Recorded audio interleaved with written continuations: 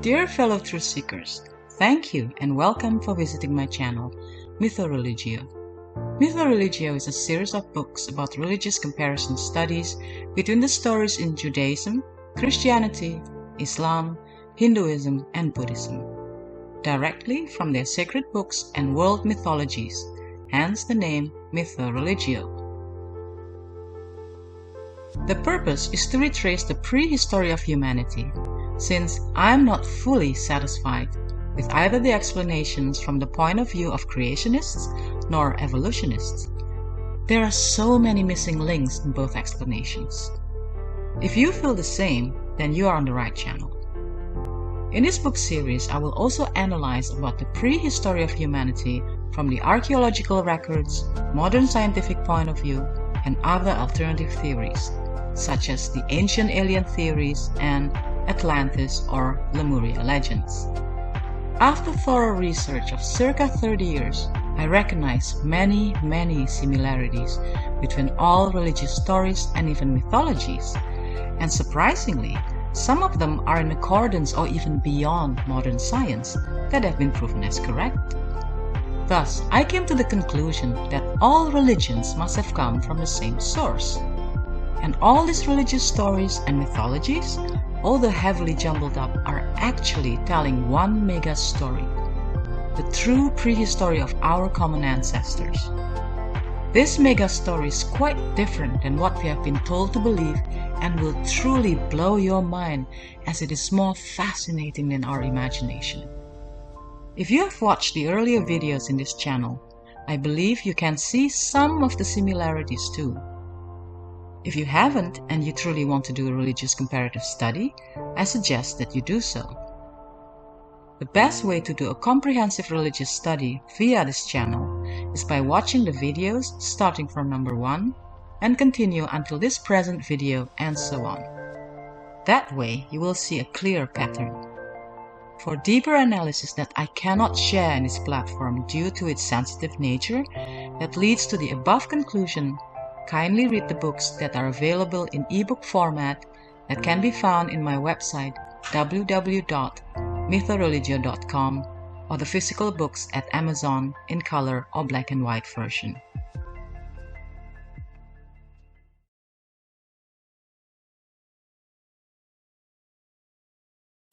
Dear fellow truth seekers, in this video I will be sharing another African mythology from the Yoruba people.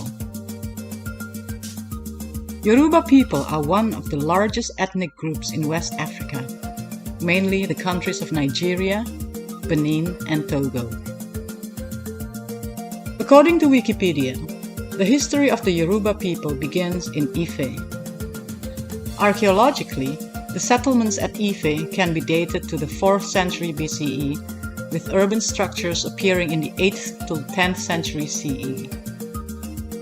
And by the 12th century CE, Ife artists were creating bronze, stone, and terracotta sculptures. The phase of Ife until around 1600 CE is sometimes described as a golden age of Ife. The ethnic group of Yoruba became popular internationally due to their trading with the Portuguese, which gave them guns for their trade, and were finally colonized by the British in 1901. Let's now continue with the myth of the Yoruba people. The Yoruba chief god is Olodumare, associated with the sun, rules the skies and is assisted by the spirit or lesser god that is his own son, Obatala. Meanwhile, the goddess Olokun rules what is below. The creation of human. In the beginning, there were only water and chaos. Olodumare sent Obatala down from the sky to create some land out of the chaos. He descended on a long chain umbilical cord and brought with him a chicken, a shell full of sand, and a palm kernel. First, he poured the sand from the shell onto the earth and the chicken on top of that. The chicken kicked out the sand and spread it out to create land. Then he planted the palm seed, and from it grew the earth first kingdom, of which he was the first ruler, and all of Yoruba are his descendants. Olodumare named the place Ife. Many months passed and he grew bored with his routine. So Obatala decided to create beings like himself to keep him company. He dug into the sand and soon found clay with which to mold figures like himself and started on this task. But he soon grew tired and decided to take a break. He made wine from a nearby palm tree, drinking bowl after bowl. Not realizing he was drunk, Obatala returned to his task of fashioning the new beings, and because of his condition, he fashioned many imperfect figures. Without realizing this, he called out to Olodumare to breathe life into his creatures. The next day he realized what he had done and swore never to drink again, and to take care of those who were deformed and thus becoming protector of the deformed. The Great Flood. The new people built huts as Obatala had done, and soon Ife prospered and became a city. All the other gods were happy with what Obatala had done and visited the land often, except for Olokun, the ruler of all below the sky. She had not been consulted by Obatala and grew angry that he had usurped so much of her kingdom. When Obatala returned to his home in the sky for a visit, Olokun summoned the great waves of her vast oceans and sent them surging across the land. Wave after wave she unleashed until much of the land was underwater and many of the people were drowned.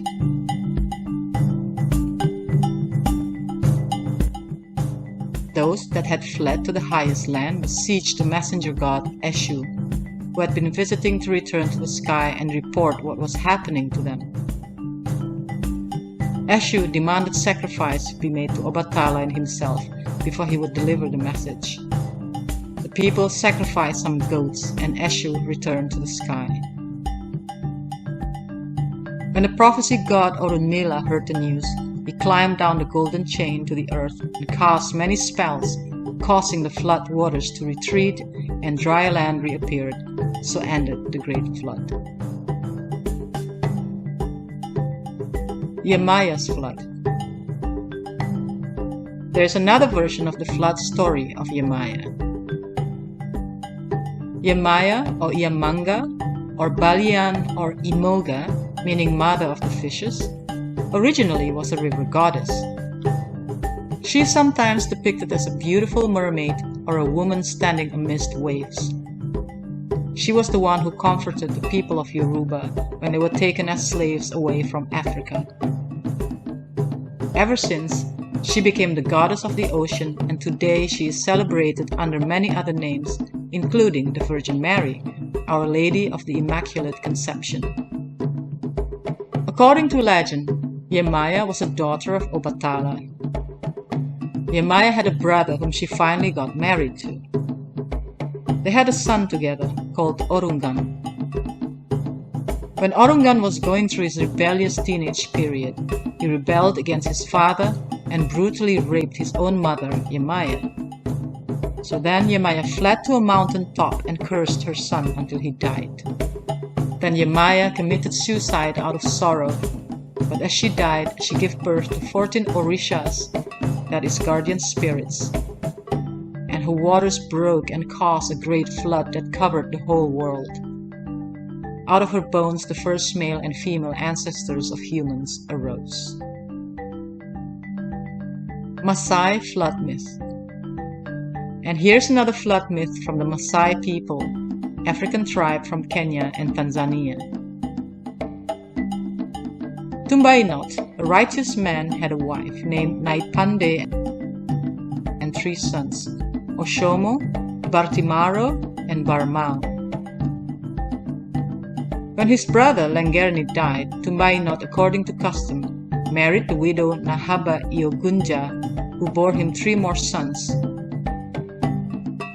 The world was heavily populated in those days, but the people were sinful and not mindful of the gods. However, they refrained from murder. Until at last a man named Nambija hit another named Suage on the head. At this, the gods resolved to destroy mankind, except Tumbainot found grace in their eyes. The gods commanded Tumbainot to build an ark of wood and enter it with his 2 wives, 6 sons and their wives, and some of animals of every sort. When they were all aboard and provisioned, the gods caused a great long rain which caused a flood, and all other men and beasts drowned. The ark drifted for a long time and provisions began to run low. The rain finally stopped, and Tumbainot let loose a dove to ascertain the state of the flood. The dove returned tired, so Tumbainot knew it had found no place to rest. Several days later, he loosed a vulture, but first he attached an arrow to one of its tail feathers so that if the bird landed, the arrow would hook on something and be lost. The vulture returned that evening without the arrow, so Tumbainot reasoned that it must have landed on carrion and that the flood was receding. When the water ran away, the ark grounded on the steep and its occupants disembarked. Tumbainot saw 4 rainbows, one in each quarter of the sky, signifying that the god's wrath was over. Morimi's sacrifice and the burning bush. Morimi was another great heroine or goddess of fire of the Ife legends. As usual, there are several versions to this story. One version says that Morimi sacrificed 6 goats and 6 bags of cowries to the gods in order to stop the enslavement of her people. Here she was told to order her son to burn the bush to get rid of the oppressors.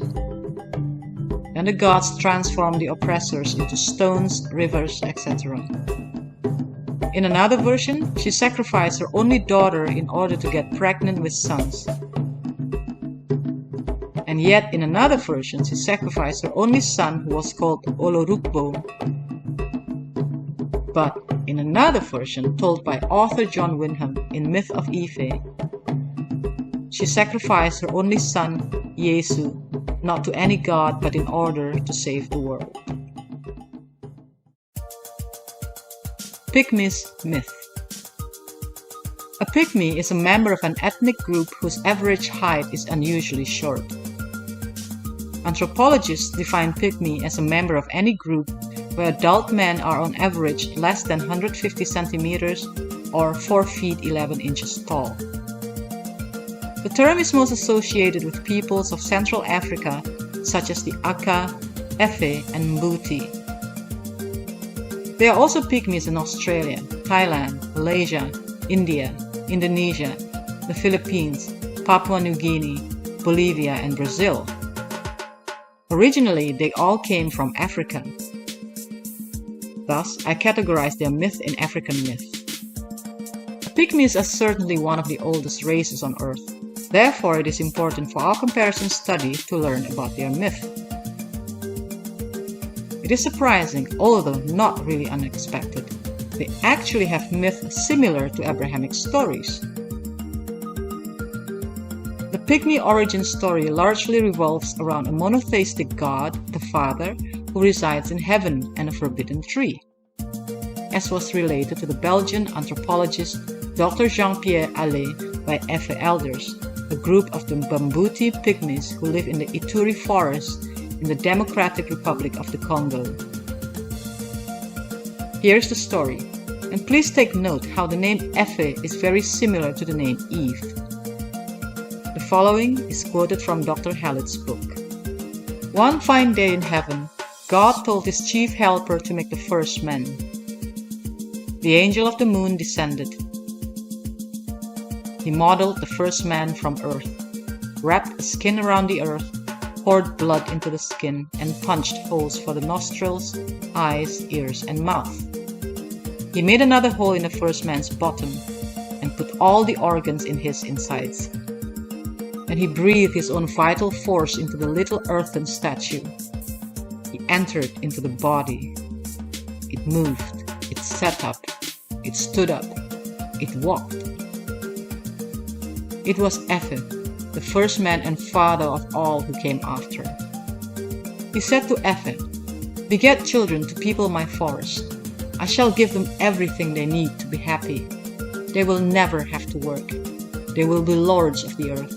They will live forever. There is only one thing I forbid them. Now, listen well. Give my words to your children and tell them to transmit this commandment to every generation. The tahu tree is absolutely forbidden to man. You must never, for any reason, violate this law. Efe obeyed his instructions. He and his children never went near the tree. Many years passed.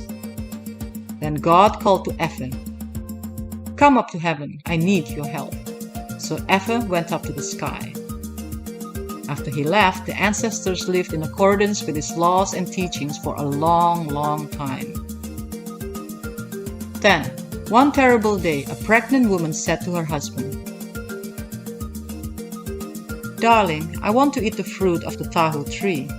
He said, "You know that is wrong." She said, "Why?" He said, "It is against the law."